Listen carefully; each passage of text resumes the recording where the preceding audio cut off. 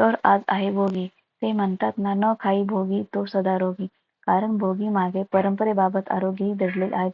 भोगी म्हणजे निसर्गाने दिलेल्या देणगीचा उपभोग घेणे. शेतात नव्याने पिकलेल्या धान्यांचा आणि सीझनल भाज्यांचा यात समावेश होतो.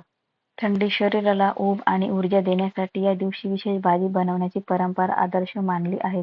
भोगीची भाजी ही हिवाळ्यातील ताज्या भाज्यांची मिश्रित भाजी आहे. या काळात भोगीची भाजी आणि तीळ लावलेली बाजरीच्या भाकरीचा आस्वाद घेतला पाहिजे. या पदार्थामध्ये भरपूर फायबर, जीवनसत्व असल्याने हिवाळ्यात शरीरातील रोगप्रतिकारक शक्तीसाठी फायदेशीर असते. ही भाजी बाजरीच्या भाकरीसोबत खाल्ली की आणखीन पौष्टिक होते, कारण बाजरीमध्ये आयर्न आणि फायबर जास्त प्रमाणात अवेलेबल असते. हा सण इंद्रदेवाला समर्पित मानून त्याबद्दल कृतज्ञता व्यक्त करण्याचा आहे. ही तीळ लावलेली बाजरीची भाकरी व भोगीची भाजी कशी वाटली ते कमेंट करून सांगा. तुम्हा सर्वांना मकर संक्रांतीच्या हार्दिक शुभेच्छा.